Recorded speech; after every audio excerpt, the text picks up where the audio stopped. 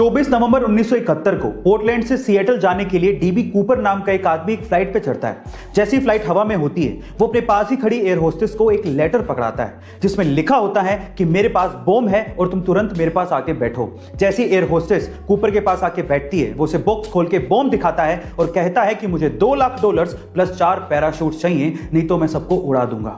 शाम होते ही फ्लाइट जब सिएटल पे लैंड करती है तो डिमांड के मुताबिक $2 लाख प्लस 4 पैराशूट्स कूपर को दे दिए जाते हैं। फिर वो उसी फ्लाइट पे बैठता है, फ्लाइट उड़ती है, उसके बाद वो पैराशूट पहनता है और फ्लाइट से कूद जाता है। उसके बाद से लेके आज तक किसी ने भी डीबी कूपर को दोबारा नहीं देखा।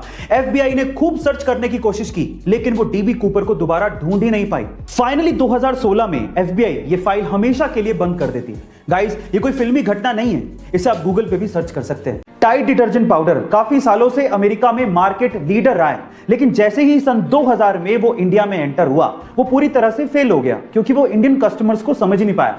रिसर्च करने पर पता लगा कि अमेरिका में ज्यादातर लोग वॉशिंग मशीन में कपड़े धोते हैं, तो उन्हें कोई फर्क नहीं पड़ता कि डिटर्जेंट पाउडर हाथ पे भी कोई फर्क डालता है क्या। लेकिन इंडिया में 80% से ज्यादा लोग हाथों से कपड़े धोते हैं, इसीलिए उन्हें फर्क पड़ता है।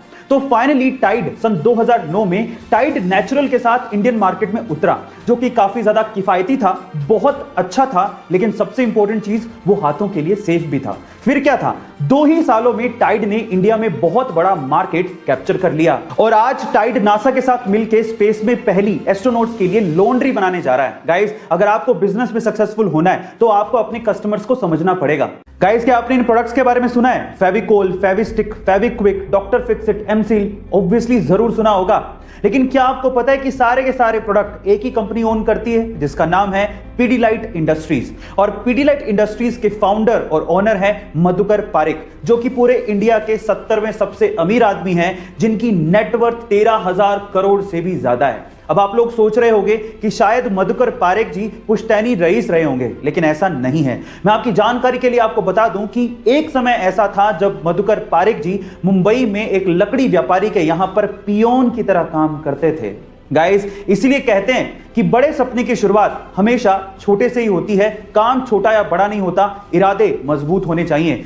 कोरोना की इस महामारी में अगर सबसे ज्यादा बुरे दिन किसी को देखने पड़े हैं तो वो है गरीब और मजदूर परिवार। कई जगह लॉकडाउन की वजह से इन परिवारों के पास खाने तक के पैसे नहीं हैं, लेकिन राजस्थान के धौलपुर जिले में एक ट्रांसजेंडर ऐसे परिवारों के लिए फरिश्ता बन के सामने आई है। इस ट्रांसजेंडर ने राजस्थान के धौलपुर जिले में 30,000 से ज्यादा परिवारों को राशन के किट बांटे हैं ताकि उनका गुजारा चल सके। इन ट्रांसजेंडर का नाम है देविका और भारत सरकार की तरफ से उन्हें इस काम के लिए सम्मानित भी किया गया। गाइस, आपका इस रिस्पेक्टेड कम्युनिटी के लिए क्या कहना है कमेंट सेक्शन में जरूर लिखिएगा। गाइस, आपने सफेद लहसुन यानी कि व्हाइट गार्लिक तो जरूर देखा होगा, लेकिन क्या आपने कभी ब्लैक गार्लिक देखा है? बहुत ही कम लोग ब्लैक गार्लिक और उसके गुणों के बारे में जानते हैं।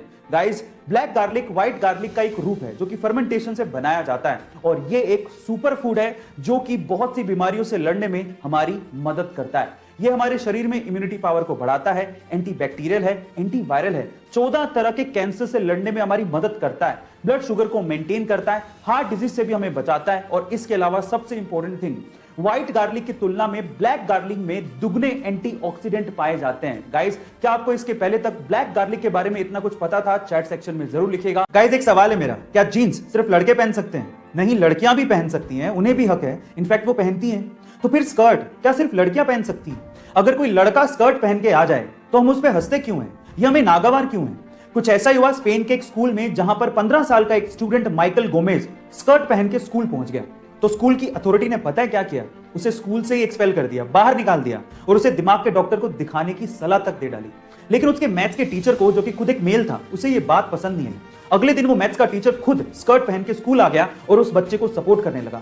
देखते देखते बाकी मेल टीचर्स और बाकी स्टूडेंट्स ने भी उस बच्चे को सपोर्ट करने के लिए स्कर्ट पहनना शुरू कर दिया। गाइस, सोशल मीडिया पे उसे बहुत सपोर्ट मिला, लेकिन मेरा फिर से एक ही सवाल है, जिसको जैसा पसंद हो वो वैसे कपड़े पहन सके, ऐसी फ्रीडम हमें कब मिलेगी? स्पेन जैसे देश में ये हालात है तो बाकी कंजर्वेटिव कंट्रीज में क्या हालात होंगे? गाइस, आपका इसके बारे में क्या ख्याल है कमेंट सेक्शन में जरूर लिखिएगा।